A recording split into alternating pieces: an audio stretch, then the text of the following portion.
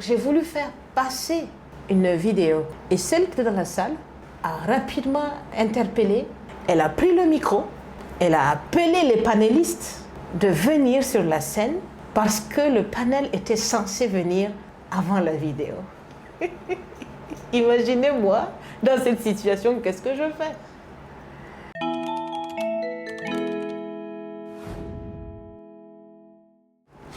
Chers téléspectateurs, bonjour et soyez la bienvenue à notre rendez-vous mensuel du journal Locri. Un penseur disait, tout ce qui est trop peu clair pour être exprimé par les mots, l'est encore moins pour être deviné par des gestes. Pour dire que la parole est un outil de clarté et de vérité, il n'est pas chose aisée pour tous. Aujourd'hui, nous mettons un point d'honneur à l'art oratoire. Et pour ce faire, nous avons la chance d'avoir une personne connue de la sphère burkinabé et de partout ailleurs. Et pour paraphraser ces mots, lorsque je vous dis « la marmite est sale », il faut la récurer. Vous l'aurez deviné, il s'agit bien de Elda Kwama. Elle est coach en développement personnel, elle est maîtresse de cérémonie, elle est businesswoman et elle est bien d'autres choses. Et sans plus tarder, je vous dis bonjour et encore bienvenue à ce rendez-vous mensuel du journal Locri. Alors, bonjour Madame Elda Kwama. Merci de nous gratifier de votre présence aujourd'hui une fois de plus, d'être présente encore pour les jeunes burkinabés. Est-ce que vous pouvez vous présenter brièvement à nos téléspectateurs? Alors déjà, merci pour cette opportunité qui m'est donnée. Je suis Rahimwende Elda Kwama. J'aime insister sur le Rahimwende parce que c'est porteur d'un fort message pour moi et ça me rappelle encore plus mes origines. Je suis burkinabé de nationalité. Je suis née, j'ai vécu et j'ai grandi au Burkina Faso. Professionnellement parlant, je suis ingénieure de conception des systèmes informatiques de formation. Au quotidien, je manage 2 entreprises, à savoir ImproveU et InGold Letters, qui est tout nouveau.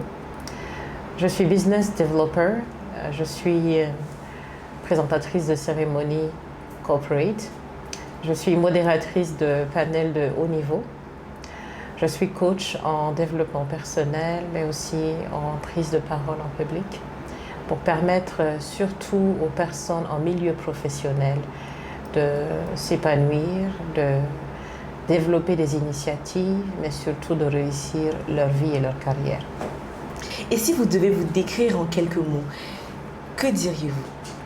J'ai reçu des surnoms, mais je crois que dans mon état d'esprit, je suis une briseuse de mythes. Vous me dites que quelque chose n'est pas possible, tant que cela ne relève pas de la capacité de Dieu lui-même, je pourrais vous prévoir que c'est vraiment possible. Ça, c'est ce que je me tue à longueur de journée de faire. Quand je rentre dans n'importe quel milieu, même si je ne m'y connais pas, je trouverai un moyen. Donc, si vous voulez, c'est une briseuse de mythes que vous voyez là devant vous. C'est super. Alors, nous allons rentrer dans le vif du sujet maintenant. Quel est votre parcours pour devenir coach en développement personnel et par la suite maîtresse de cérémonie? J'ai vite compris que pour arriver à pratiquer un métier, sinon maîtriser les approches d'un métier, il faut d'abord qu'en vous-même ayez une passion. Depuis les classes d'université, je me suis un peu plus rapprochée de mes camarades et j'avais l'oreille attentive à leurs soucis personnels. J'essayais, selon mes propres capacités et mes compétences, de leur apporter un réconfort, de pouvoir échanger avec eux de manière plus objective sur les différentes difficultés qu'ils rencontraient. Et je crois que ça avait un certain succès. Donc, certains se sentaient beaucoup plus légers après avoir discuté avec moi. Je me sentais plus utile à leur donner de petits conseils, mais ça s'arrêtait là. C'était pas des sessions de coaching, c'était pas des sessions payantes. Mais pour moi, c'était d'apporter un peu de moi-même pour aider les gens tant que cela est possible. Au fur et à mesure, dans mon parcours professionnel, j'ai eu à travailler avec des entrepreneurs en tant que chargée de projet. Avant de commencer mes entreprises, j'ai travaillé dans un incubateur qui accompagnait les startups. Donc, ça m'a permis de me rapprocher de gens qui ont des projets ambitieux et qui ont besoin de passer par différentes étapes pour se construire et construire aussi leurs initiatives. Donc c'est là que vraiment j'ai eu cet appel fort, insistant, qu'il me faut moi-même avoir des outils, des approches conceptualisées pour mieux aider ces individus-là, pour qu'ils se développent afin de pouvoir développer leurs initiatives comme il se doit. Donc je me suis fait former pour devenir coach, formatrice conférencière. En ce moment-là, je crois que l'un des centres qui m'est paru assez compétent au niveau national, c'était celui de CFC. Donc j'ai été là-bas, j'ai suivi leurs cours. Et après, je me suis dit, il y a ce que l'on vous apprend académiquement par rapport à une certaine philosophie, mais sur le terrain, on reste soi-même libre de s'adapter selon l'appel qu'on a reçu, de s'adapter selon notre spécificité. Et je crois que c'est ce que je fais depuis un bout de temps. Et en ce qui concerne la maîtrise de cérémonie, comment vous avez commencé? Quel est le parcours que vous avez eu? Il faut dire que je suis née dans une famille où on était amené déjà à parler devant les gens. Peut-être pas pour présenter des cérémonies. Mon feu père était pasteur, ma mère est enseignante. Donc vous voyez que parler soit pour enseigner, parler soit pour sensibiliser, encourager, ça faisait partie du quotidien. Et très vite, j'ai occupé des fonctions, surtout en milieu ecclésiastique, en tant que monitrice d'enfants et aussi devant certaines activités où on demandait des gens pour prononcer des discours. Donc, je me suis vraiment intéressée à la chose comme ça, mais sans trop chercher à aller loin. Et tout a vraiment pris plus de sens pour moi dans le cadre vraiment de la maîtrise de cérémonie quand je me retrouve à l'université et qu'il faut présenter des cérémonies. Et moi, je me suis tout de suite placée sur la maîtrise de cérémonie en anglais. Donc, j'étais en même temps responsable du club d'anglais, j'étais dans le bureau général des étudiants en charge de communication et de mobilisation. Et donc, quand l'occasion se présentait pour des cérémonies comme l'accueil des nouveaux ou des partenaires qui venaient pour présenter des opportunités, je courais moi-même pour me présenter comme volontaire sans rien prendre, rien du tout. Mais je voulais avoir l'opportunité de présenter. Et c'est dans ces exercices-là que je me suis construit pour commencer. Et puis quand j'ai commencé à travailler en tant que chargée de projet, vous voyez, ce n'était pas dans ma fiche de poste. Mais tant qu'il y avait un événement au sein de l'entreprise, je prenais la responsabilité de faire ces choses. D'autres activités ont permis de mettre en lumière, en l'occurrence, mes participations à des débats francophones ou anglophones à l'international. Et de fil en aiguille, les choses se sont faites comme ça. On m'a recommandé, etc. Donc, la maîtrise de cérémonie aujourd'hui, pour moi, est un sacerdoce. C'est moins un métier que j'ai cherché à tout prix à faire. D'accord. Mais c'est beaucoup plus quelque chose qui m'a trouvé. Et j'essaie d'honorer ce métier autant que possible. Parce que la question qui suivait, c'était est-ce que vous avez toujours su ce que vous vouliez faire dans la vie? Ah non, je préfère vous dire la vérité. J'ai traîné ma bosse un peu partout. Ceux qui sont très proches de moi et qui savent comment j'ai galéré après mon baccalauréat, j'avais beaucoup de choses que je voulais faire. Quand vous arrivez à un tournant aussi important que l'université, vous avez vos propres ambitions. Vous avez aussi les quelques ambitions de vos parents.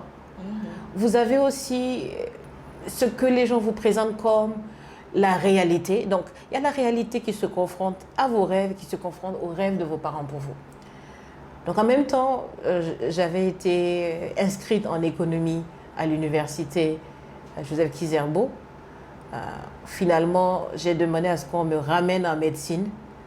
Et je faisais un peu de médecine, un peu d'informatique à Homme Nouvelle qui était université privée.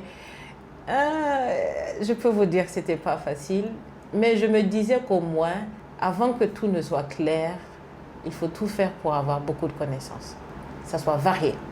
Le jour que tu sais ce que tu veux faire, au moins, tu auras un petit bagage intellectuel qui t'aide à commencer. Ça, c'était ma vision. Donc, j'ai appris beaucoup de choses. Est-ce que je peux vous dire que j'ai essayé d'apprendre la coiffure et la couture?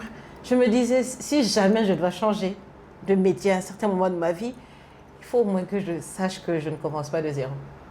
Mais quel a été le déclic pour que vous puissiez savoir ce que vous alliez faire finalement? Le déclic est venu au moment où je me suis demandé réellement quel était mon rôle. Vous savez, je suis une femme de foi et je sais que Dieu ne nous crée pas pour rien. Et quand j'avais vraiment ce tumulte-là, je me suis assis avec mon père et je lui ai dit, avec les capacités que j'ai pu développer, les talents que j'ai aussi, je peux faire beaucoup de choses. Et j'ai l'impression de faire les choses, mais à la fin de la journée, je n'arrive pas à mettre la main sur ce qui me rend heureuse dans mon travail. Il m'a demandé, est-ce qu'il y a en ton cœur quelque chose qui te pèse?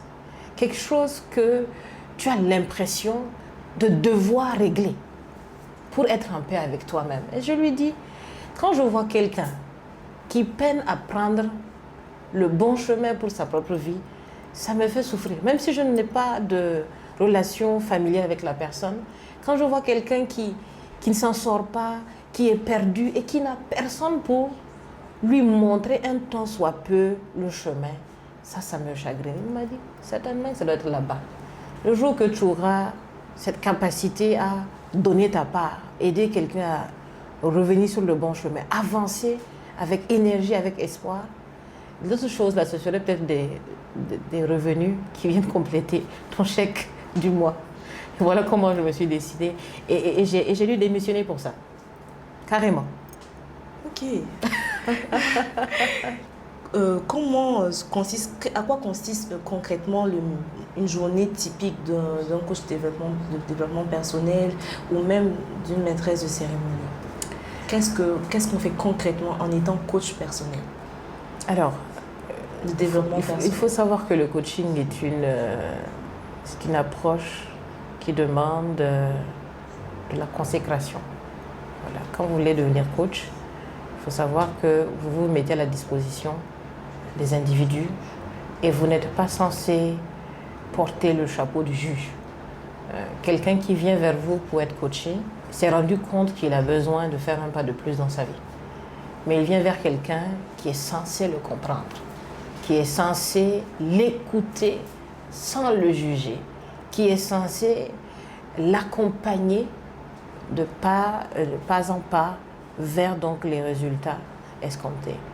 Donc un coach a besoin lui-même d'avoir cette stabilité mentale et intérieure. Donc je crois qu'un coach qui commence sa journée avec une bonne méditation, elle peut être basée sur les Écritures, elle peut être basée sur d'autres pratiques, bon ça dépend des gens, hein.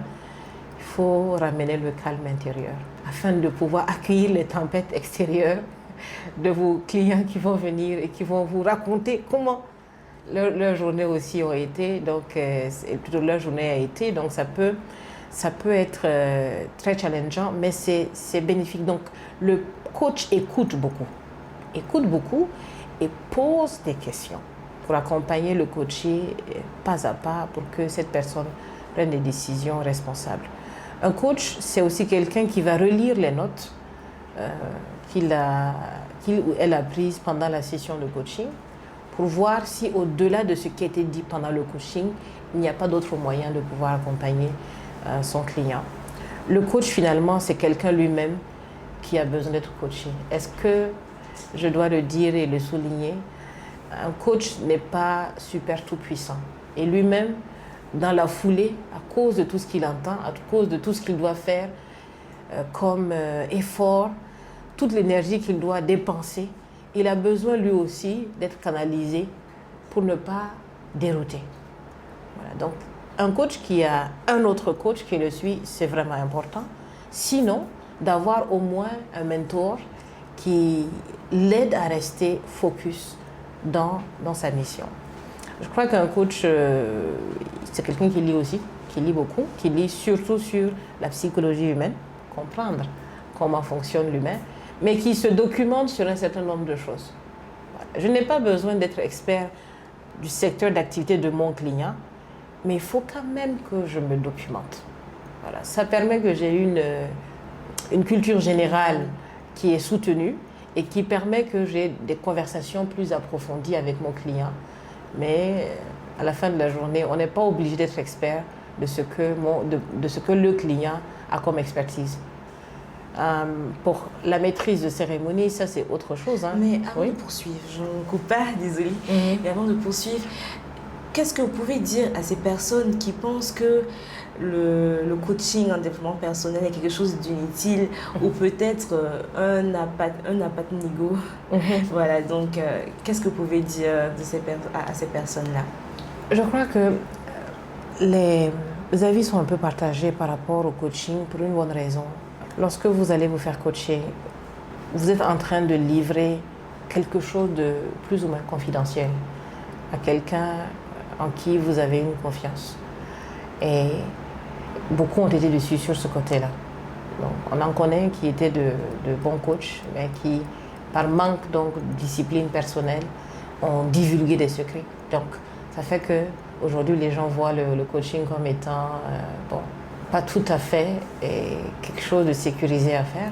Mais je crois que c'est important de comprendre que celui qui veut aller loin, à un certain moment, doit avoir des personnes avisées, des personnes focus qui l'accompagnent pour qu'il le fasse dans un temps optimal. Est-ce que quelqu'un peut évoluer sans un coaching? Oui. Mais est-ce que le coaching ne permet pas d'y aller plus vite et de manière mieux organisée? Oui. Donc, si vous voulez atteindre vos objectifs professionnels, personnels, de manière optimale, je vous conseillerais le coaching. Parce que le coach ne vous dit pas quoi faire. C'est vraiment très important. Il ne vous dit pas quoi faire. Il vous pose les questions que vous ne vous posez pas.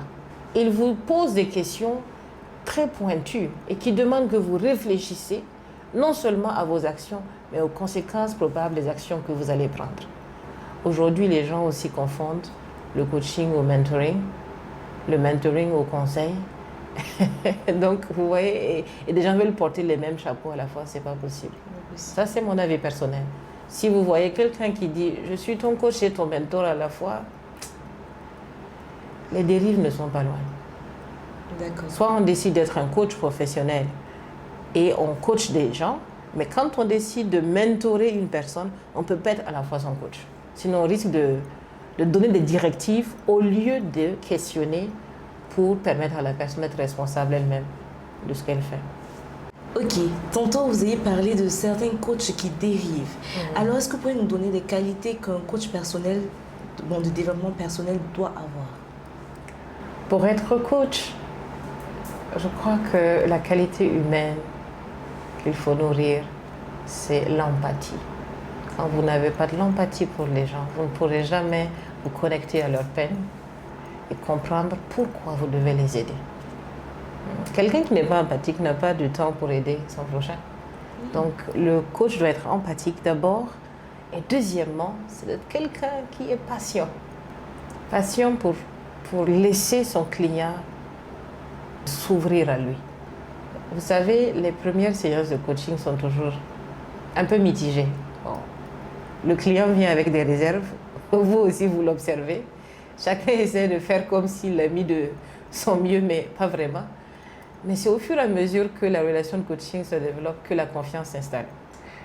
Alors, donc je crois que le coach, lui, doit être patient parce qu'il ne doit pas trop frustrer son client, le secouer. Certains même mettent en avant le fait que le temps passe, hein, il faut parler, j'ai envie d'écouter, mais on ne doit pas bousculer quelqu'un, il faut être patient. La troisième chose, il faut être à l'écoute. Il faut pratiquer ce qu'on appelle l'écoute active. Il ne faut pas couper la personne en pleine prise de parole, laisser la personne s'exprimer, mais surtout avoir cette patience de poser des questions pour être sûr qu'on a bien compris, même reformuler en nos propres mots pour être sûr que la personne peut valider qu'on a bien compris ce qu'elle a dit. Donc, ça, c'est une écoute qui va tout naturellement avec la patience. Si on n'est pas patient, on ne peut pas écouter de façon active. Je crois après que c'est une personne qui comprend la psychologie humaine, comment l'être humain fonctionne. Voilà. Sans ça, on peut vouloir aider, mais on peut être maladroit. Donc, en fin de compte, un coach doit être un bon communicateur. Si on ne sait pas parler, c'est bien de ne pas coacher les gens. Sinon, on risque de tout saboter avec une phrase mal dite. On amène quelqu'un qui passe 2 heures avec vous et à la fin, parce qu'on a mal placé une phrase, on a mal expliqué un concept, la personne peut repartir plus découragée qu'elle ne l'était. Ok, merci Madame Kwama. Alors, vous avez parlé de communication. Allons maintenant du côté de la maîtrise de cérémonie. Qu'est-ce qu'un maître de cérémonie et quel est son rôle lors d'une cérémonie? J'aime votre question. Parce qu'aujourd'hui, toute personne qui sait placer 3 phrases, 4 phrases pour ambiancer les gens, on dit voilà un maître de cérémonie. Mais le maître de cérémonie n'est pas d'abord vraiment connu pour son éloquence. Le maître de cérémonie est connu pour sa gestion de l'événement. Est-ce que je comprends ce que c'est qu'un événement? Est-ce que je comprends les différentes parties d'un événement? Si je comprends la science de gestion de l'événement, je sais que l'événement ne peut se gérer qu'en commençant par l'avant-événement.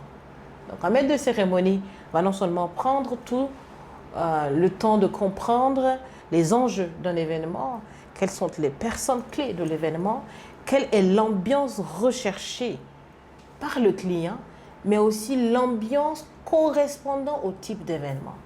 Il y a des promoteurs d'événements qui veulent une certaine ambiance, mais vous, par expérience et en regardant les objectifs poursuivis par l'événement, vous pourrez dire cette ambiance-là n'est pas celle recommandée.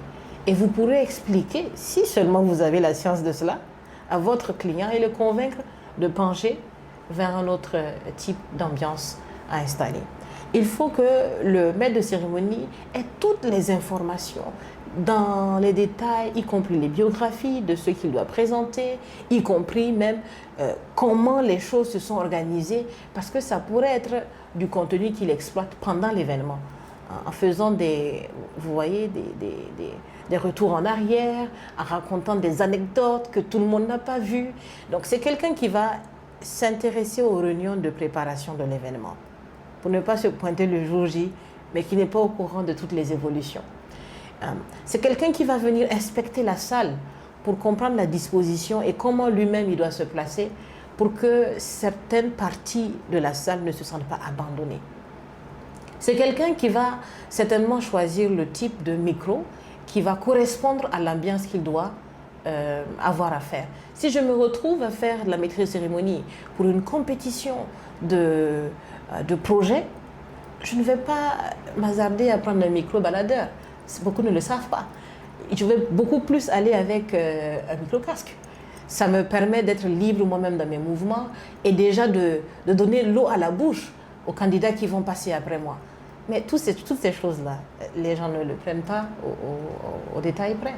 Mais il faut avoir côtoyé certaines personnes qui ont aussi fait un niveau excellent dans ce domaine-là, qui puissent vous dire, cet événement, il faut des micro-baladeurs, cet événement, il faut des micro-cravates, cet événement, il faut des micro-casques.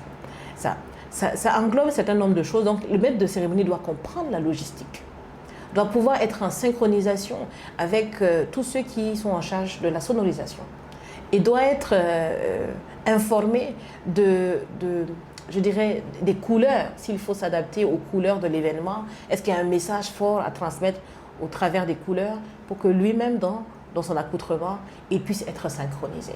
S'il a un style particulier à lui, donc son personal branding, il doit pouvoir toujours le mettre en avant. Dernier élément maintenant, c'est son éloquence. Vous voyez, donc, combien de gens courent à l'éloquence et oublient tout ce qui vient en arrière-plan. Je crois que la maîtrise de cérémonie, c'est surtout maîtriser tout ce qui pourrait ne pas bien se passer dans l'événement lui-même. Et normalement, à la fin de la journée, quand l'événement commence, tout le monde se replie sur le maître de cérémonie et non pas sur l'organisateur d'événement. Je ne sais pas si ça peut être mal vu pour certains, mais non, l'organisateur a organisé, mais le maître de cérémonie essaie de maîtriser tout pour que les choses s'emboîtent du début jusqu'à la fin. On n'est pas encore à ça au Burkina Faso, mais je souhaite que très prochainement, on valorise plus le travail du maître de cérémonie, ce qui pourrait justifier certains cachets aussi, qu'on peut trouver exagérés. Et pourtant, ça demande une certaine intelligence, ça demande une certaine patience, une certaine connaissance et une certaine expérience. Alors, est-ce que vous pouvez nous donner des qualités justement pour être maître de cérémonie? Ou vous pensez que tout le monde peut être maître de cérémonie? Je pense que tout le monde ne devrait pas être maître de cérémonie. Est-ce que tout le monde peut? On peut développer les capacités. D'accord. Maintenant, une chose qui est nécessaire pour le maître de cérémonie, c'est d'être un très bon observateur. Quand vous n'observez pas, vous manquez les petits détails. Bon, vous le dites, les petits détails font l'événement, mais c'est en même temps dans les petits détails que se cache le diable. Vous voyez? Donc si on n'est pas observateur, on risque de rater certaines choses qui vont empiéter à la qualité de l'événement. Donc le maître de cérémonie, le observateur, c'est quelqu'un d'organisé. Lui-même, il doit comprendre qu'il doit être aligné aux exigences de son métier. Le maître de cérémonie, c'est un très bon communicateur. Avant d'être éloquent sur la scène, il doit être capable de communiquer pour faire comprendre. C'est un rassembleur. Il ne divise pas les gens de l'organisation. Même quand les gens se chamaillent, lui, il doit être capable de les ramener sur la même table. Voilà. Et donc, c'est quelqu'un aussi d'élégant.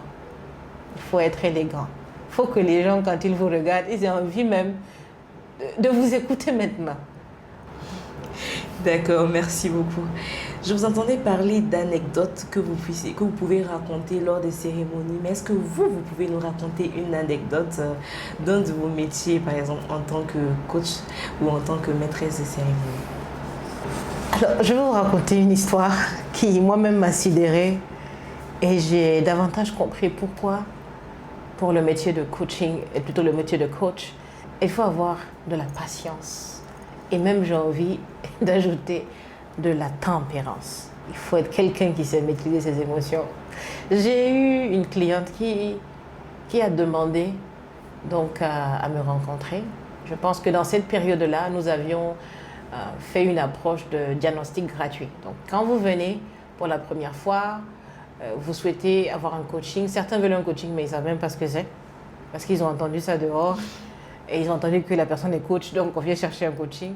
Donc pour nous, la séance de diagnostic nous permettait déjà d'expliquer ce que c'est que le service de coaching, mais surtout de voir si la problématique que le client dépose sur la table, c'est un problème de coaching que le coaching peut régler, ou c'est un problème que la formation devrait pouvoir régler. Donc comme c'est gratuit, la dame est venue. Elle a commencé à dire, ah vraiment, elle est venue pour se faire accompagner. Donc quand je commence par lui dire, c'est important qu'on puisse vous expliquer ce que c'est que le coaching, je finis de lui expliquer. Elle dit oui, qu'elle-même là, elle est coach. Je dis, ah bon? Je dis, ok. Elle m'a expliqué qu'elle a suivi des formations. Donc, en fait, elle était venue dans le but de voir comment j'allais pratiquer le coaching pour qu'elle puisse savoir si moi je fais partie des faux coachs ou des bons coachs. À la fin, je lui ai demandé, j'espère au moins que je vous ai convaincu que je ne perds pas le temps des gens. Elle a dit oui, oui. Elle dit que quand elle aura vraiment besoin des services de coaching, elle reviendra. Mais quand vous vous rendez compte que vous avez peut-être passé 1 heure de temps que vous n'avez pas facturé à parler à quelqu'un qui n'était pas vraiment intéressé par le coaching, mais qui était venu avec d'autres intentions, il faut pas... Ça demande de la tempérance, quoi. Donc, malgré qu'elle m'a dit ça, j'ai continué à vraiment répondre à toutes ces questions parce que je me suis dit, à la fin de la journée, au moins tu vas gagner une personne qui est éclairée sur la question. En termes de maîtrise de cérémonie, j'ai récemment travaillé avec un grand groupe. Et le problème avec ce groupe-là, c'est que dans le comité d'organisation, il y a des gens qui ont déjà fait de façon amateur la maîtrise de cérémonie. Et donc, ils ont l'impression de devoir donner leur touche dans la cérémonie elle-même. Ils avaient un programme qui n'était pas stable. Donc, jusqu'à la dernière minute, même avant que les membres du présidium n'entrent, ils sont venus changer encore le chronogramme. Alors, on peut donner un chronogramme au maître de cérémonie, mais il y a quelques lignes dans le chronogramme qu'on peut se permettre de changer au vu de comment les choses évoluent. Donc, on peut ramener peut-être une prestation d'artiste avant ou après quelque chose, pour créer une autre dynamique ou bien pour rehausser l'ambiance. Mais ça, c'est à la discrétion du maître de cérémonie. Si vous faites confiance au maître de cérémonie, normalement, vous devez le laisser faire parce qu'il n'oublie pas forcément. Il peut faire exprès de ramener après. Donc, au beau milieu de l'événement, parce que c'était un événement de toute une journée, je sentais que eux-mêmes, ils ne se retrouvaient pas. Il y a certains panélistes qui n'étaient pas encore là, etc. Donc, j'ai voulu faire passer une vidéo qu'on appelle chez nous les VTR. Right? C'est une vidéo pour gagner en temps, pour permettre aux gens de venir. Donc, quand j'ai annoncé le VTR, normalement, les gens au niveau de la régie devaient s'exécuter. Il s'est trouvé que les gens de l'organisation se sont répartis. Il y en a qui étaient au niveau de la régie, il y en a qui étaient dans la salle. Et celle qui était dans la salle a rapidement interpellé la régie pour leur dire de ne pas passer l'élément. Si ce n'était que ça, elle a pris le micro, elle a appelé les panélistes de venir sur la scène parce que le panel était censé venir avant la vidéo. Imaginez-moi, dans cette situation, qu'est-ce que je fais? Oh, j'ai laissé passer parce que quand maintenant les panélistes se sont installés et que la personne a fait cela, c'était très public et tout, je suis allée la voir en coulisses et je lui ai dit « Pourquoi vous avez fait ça ?» Il m'a dit « Mais il y a un chronogramme à suivre et les gens sont... » J'ai dit « Mais il y a un chronogramme à suivre, mais vous avez une maîtresse de cérémonie. Si vous n'aviez pas compris, vous auriez pu, par premier instinct, venir me voir. Vous ne m'avez pas vu, vous avez changé, vous avez choqué tout le monde en prenant la parole alors que vous n'êtes ni modératrice ni présentatrice. À la fin de la journée, c'est votre événement. Moi, je fais de mon mieux. Les gens me connaissent sur d'autres présentations, mais c'est vous qui avez donné une image un peu dégradée de votre événement, vu la position que votre groupe a au niveau national. C'est tout ce que je lui ai dit. Et puis j'ai continué à présenter, etc. C'est compliqué. À la fin, je me suis dit, mais il faut avoir confiance à la personne que vous avez choisie. Mais ça demande du respect d'abord pour l'individu et ensuite du respect pour son métier. Et jusqu'aujourd'hui, je suis là. Je travaille à toujours donner le meilleur de moi-même. Et puis quand les gens eux-mêmes s'écartent de l'objectif, je leur fais de petites remarques pour mieux faire la prochaine fois. Merci beaucoup. Alors, comment vous voyez l'évolution de ces différents métiers au Burkina Faso? Je crois qu'il faut que les gens se préparent. Le coaching risque aujourd'hui de se transformer en quelque chose de beaucoup plus technique que humain. Nous avons aujourd'hui différentes technologies, surtout quand on pense à l'intelligence artificielle, où on essaie de mettre en place des professeurs virtuels.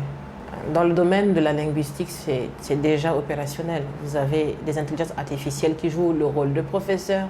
On essaie de leur donner cette interaction humaine.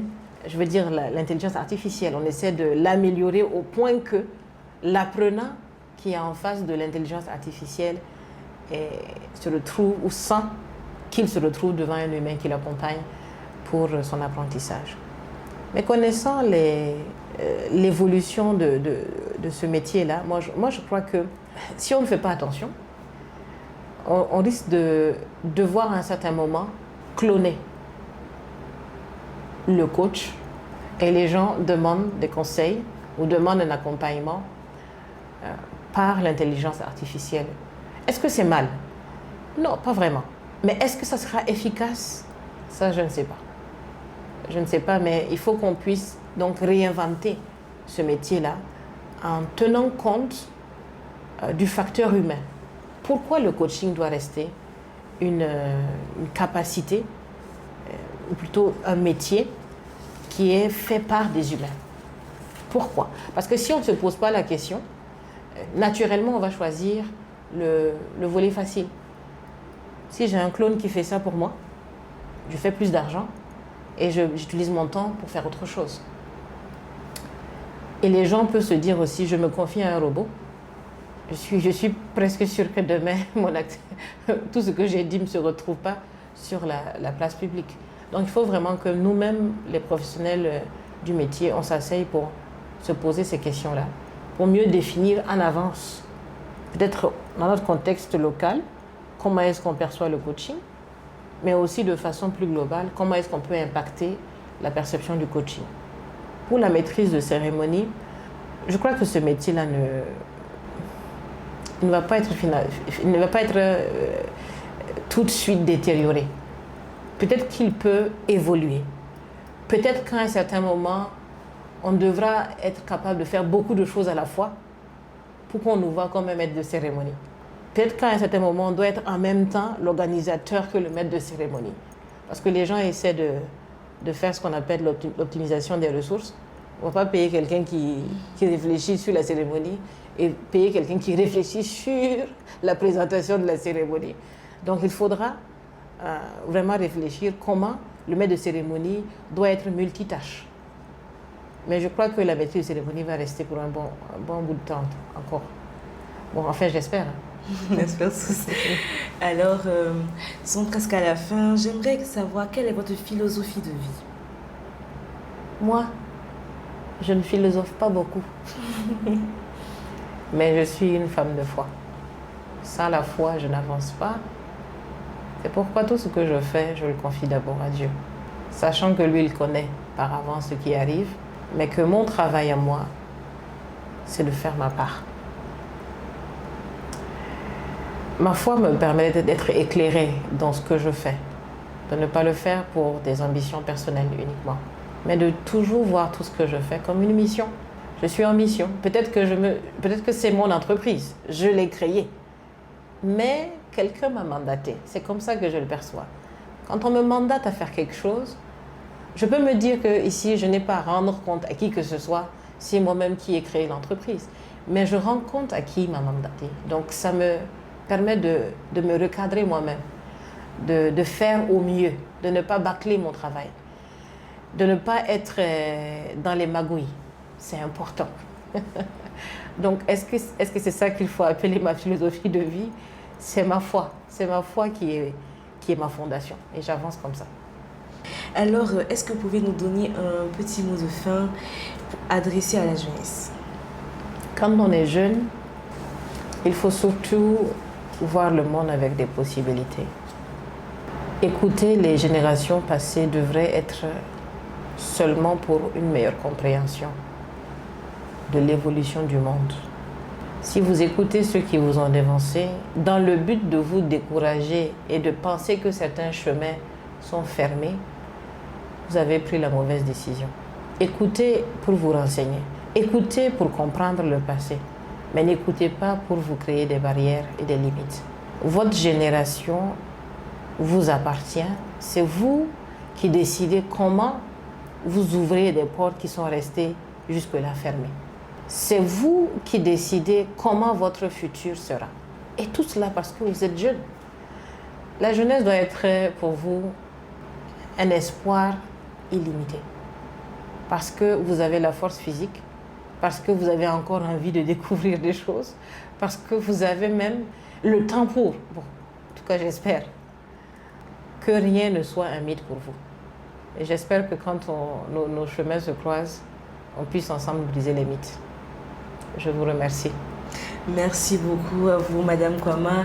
C'est un plaisir de vous recevoir et je pense que nos téléspectateurs ont été aussi gratifiés de tout ce que vous avez pu nous apprendre aujourd'hui. Merci beaucoup.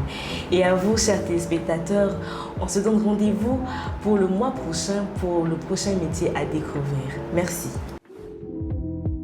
N'oublie pas de liker et t'abonner. Et dis-nous en commentaire le prochain invité que tu souhaites retrouver dans notre plateau. Faut faire des gestes. Ça va, Oui, ces gestes-là.